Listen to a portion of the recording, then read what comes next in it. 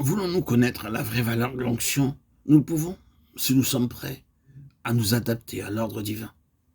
Si nous violons l'ordre céleste des choses, si nous nous mettons à organiser l'œuvre de Dieu comme les hommes ont pris l'habitude de le faire dans l'Église, si au lieu de laisser le Saint-Esprit choisir et consacrer, nous avons recours au ballotage ou à quelque autre procédé du même genre, nous nous exposons alors à voir tout le bénéfice spirituel de l'onction nous échapper.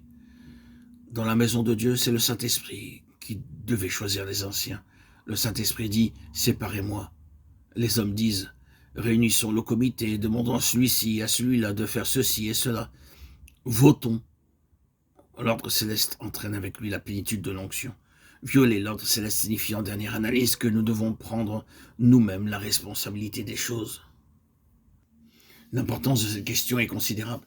C'est l'onction dans toute sa grandeur, avec toute sa bénédiction qui nous est offerte. Or, l'onction est une puissance.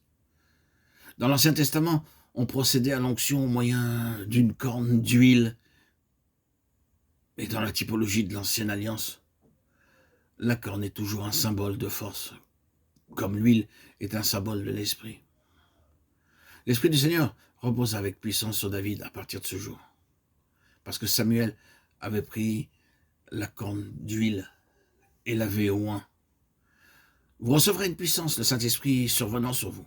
Moi, sans doute, cette promesse est pour nous aussi. Mais souvenez-vous que la venue du Saint-Esprit suppose que désormais, nous ayons rompu avec l'ordre humain, sous toutes ses formes, pour entrer résolument dans l'ordre divin.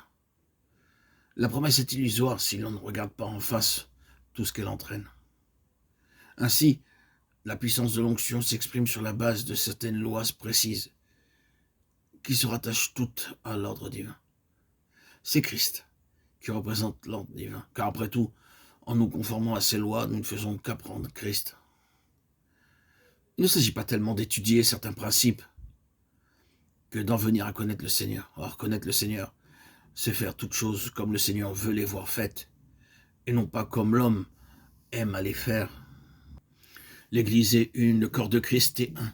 Et la seule façon d'en parler qui soit juste, c'est de dire une seule Église, un seul corps. Mais la manière de dire les choses n'apportant pas une telle importance, direz-vous peut-être pourquoi en faire tout le temps de cas. Au contraire, derrière ces expressions fausses, il y a des idées fausses.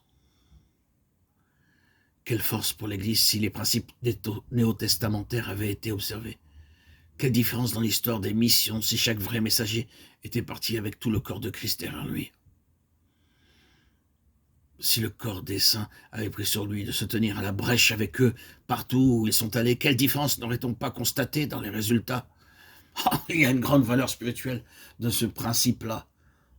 Aussi est-ce là la vraie portée de l'imposition des mains, quand ces hommes quittent Antioche, les frères leur disent « Nous allons avec vous, ce ministère n'est pas le vôtre, mais le nôtre à tous. »